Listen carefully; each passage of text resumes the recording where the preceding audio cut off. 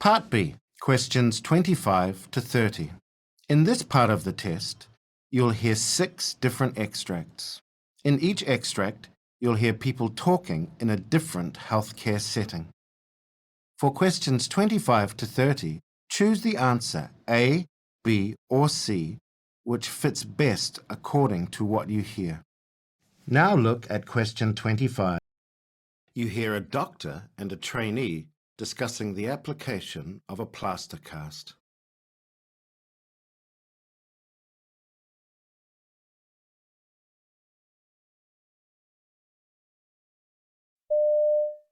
So let's discuss the short arm cast that you're going to apply.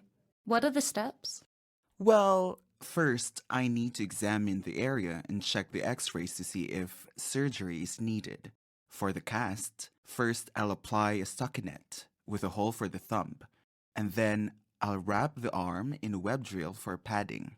After that, I need to immerse the roll of plaster in water.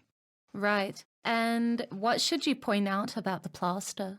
I need to warn the patient that it may feel hot as it starts to set. How long does it take to dry? The cast may feel dry to the touch in a few minutes, but it isn't fully dry for 72 hours. What's the last step? After I've applied the cast, I need to take another x-ray to confirm that the fracture has been reduced. You hear a manager explaining new data management processes to clinical staff.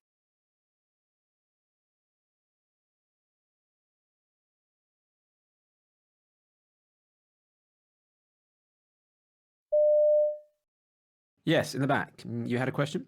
Yes. How should we file our feedback reports? Do we need to just complete them on the computer? That's a great question. Remember that since the clinic has begun transitioning to the new computers and software systems, we need you to fill out the paper reports in addition to the digital versions. I know this may be time-consuming, but this is because as we transfer all our files from the old servers to the new ones, some files may be misplaced, and we want to ensure that all of our records are easily accessible at all times. So we need to make 2 copies of our reports? Yes, exactly.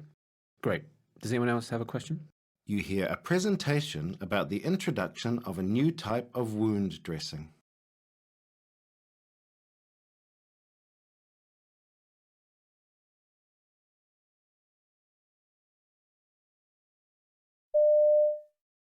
Thank you all for coming. Well, after some research, the hospital has decided to invest in a new type of dressing to care for our patients with chronic wounds, such as those with diabetic ulcers. Although the traditional cloth compression bandages are useful, they need to be changed frequently to promote healing. These new bandages are made of a natural plant-based material instead. In fact, they're made from seaweed. Alginate dressings are somewhat costly, but they can prevent harmful strains of bacteria from entering the wound by forming a protective barrier with the skin. Most impressive of all, they can absorb up to 20 times their own weight, so they're the best choice for wounds with high-level exudate. Based on these factors, we believe that alginate dressing would be a useful addition to our wound care procedures. You hear 2 hospital managers discussing completion rates for an online course.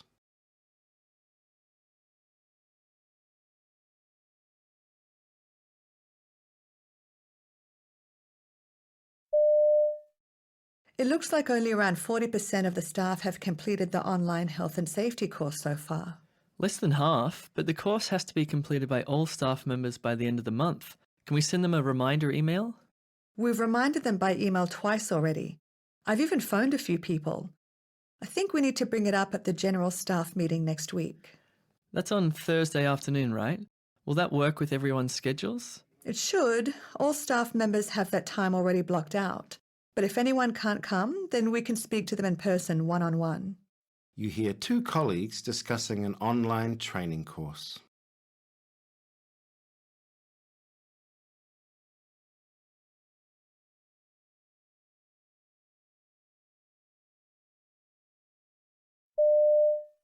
Hi Fiona, how are you? Can I ask you something? Sure, Mug. What's up? Have you done that online training for a new record management process? Yeah, I did it on the weekend. It was supposed to take 10 minutes, but it took me ages. Did you have any trouble with it? I mean, Any technical problems? Not really. I couldn't log in for a bit, but that was just me getting my password wrong. After that, it worked fine. Why? I keep getting this email that says I haven't finished all the activities, and then when I log in, it says I've completed everything. It's driving me crazy. Did you ring the IT help guys? Yeah, they reset it, but it didn't do anything. I really don't want to do it again. No, you shouldn't have to. Maybe just send the register an email and let her know that you've done it. Maybe she can fix the issue. You hear an educator describing methods for creating medical abbreviations to nursing trainees.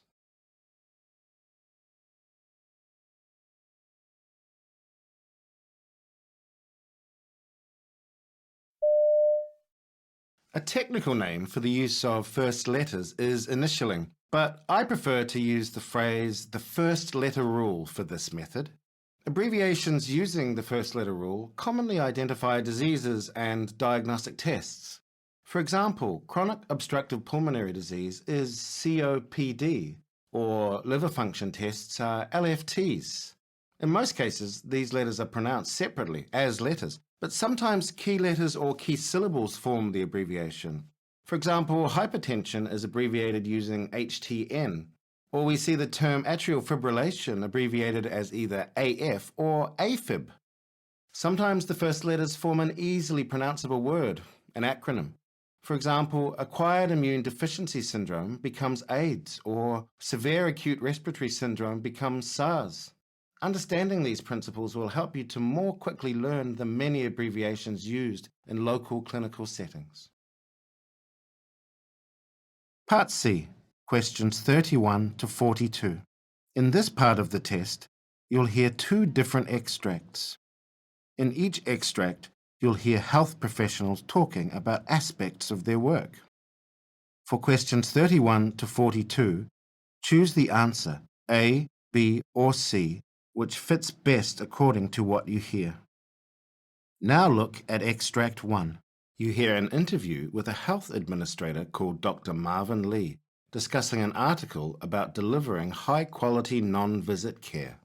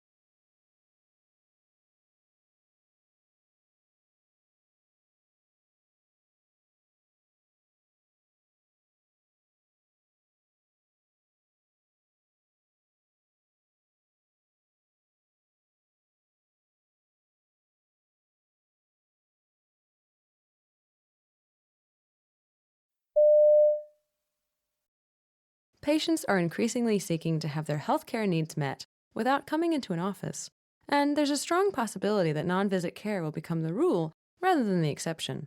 I'm Jan Dean, and my guest today is Dr. Marvin Lee, co-author of a recent perspective article about strategies for delivering high-quality non-visit care.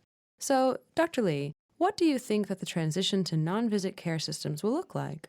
Well, I actually think you'll see a variety of responses. Existing medical institutions will pilot and are piloting these programs and gradually scaling them up. And at the same time, of course, new organisations are entering the market and changing practices, changing how things are done. So I think it'll be a mix of both of these. And really, my sense of this is that it first has to start with culture, developing a culture for non-face-to-face medical care. Oh, I see. Could you say just a bit more about what you mean by culture here? So what I mean is, if you create a culture in an existing medical organisation where an in-person visit is viewed as what you do after you have tried in a very safe and highly effective way to meet a patient's need remotely, I think this will change the game for how generally your organisation will think about the practice of medicine. I do think that we'll see some existing organisations differentiate and make that leap over, yet some new organisations will perhaps be at the advantage of being able to start from scratch. So I think we'll see a blend of these two responses. I see. So, you say in the article that the goal of a non-visit based healthcare system would be to bring as much of the care and social support as possible into the patient's home. Does the technology exist to do that today? I think in many instances, yes, and the technology is really getting better. I think it's important to reflect on how things like smartphones, particularly in the last decade or so, have influenced our expectations. There's been a massive shift in how people in everyday life think about this, and about how they expect to engage with services. So we really have to find a way to map onto that consumer demand. And I think for a lot of the basic medical needs that people have, the tech is there already. So, what kinds of things do you mean? Well, if you look at clinical protocols for primary care, these are designed to help physicians and clients make decisions about appropriate healthcare for the specific circumstances. I think you can quite likely do a lot of that very safely digitally before you even consider meeting face-to-face. But what about the times when a patient really has to be there in person? Well, of course, there are still those moments, but I think it's more about when that necessity arises. Is it earlier in the process of care or later? And what impact does it have on the patient involved? I think there are smart ways, when you do need in-person visits and interactions, to structure those so they have the least burden on the patient as possible. Could you give an example of what you mean? Well, one example we mentioned in the article is a scenario when a person has to provide a blood specimen or urine. They currently do need to be in person, but instead of building up an incredibly expensive office and lab infrastructure around a city, you could build up a very small collection of centres that would be cheap to operate. The patient could simply drop the specimen at the collection point nearest them for it to be forwarded to a lab, minimal fuss, and wait for the data you need. So you can accommodate these face-to-face moments efficiently. Finally, how can organizations go about trying to transition towards models that deliver high-quality non-visit medical care? In time, as the technology and science gets better, gets more precise, organizations should just look at these situations that require in-person attendance by the patient and evaluate them, and evaluate that requirement against the currently available technology to see if it's something that could be safely transitioned to an online remote system. I think it's important to really critically evaluate every moment that someone has come in. And I think that if you do that, you'll start to see clear opportunities to reconfigure your care pathways quite dramatically. You hear an interview with a public health researcher called Dr. Pauline Davidson discussing research on a secret safe injection facility in the United States.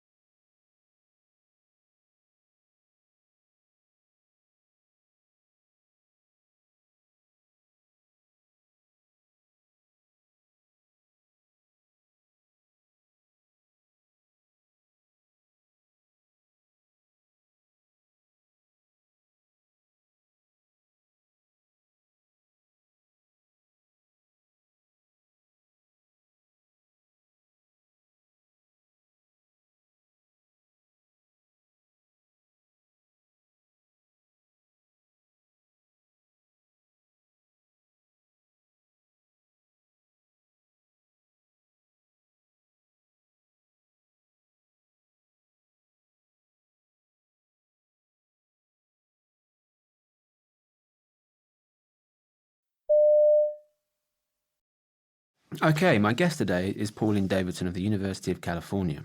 Dr. Davidson is here to discuss the findings of two studies that focused on the effect of a secret safe injection facility in the US. Dr. Davidson, thanks so much for agreeing to talk with me today.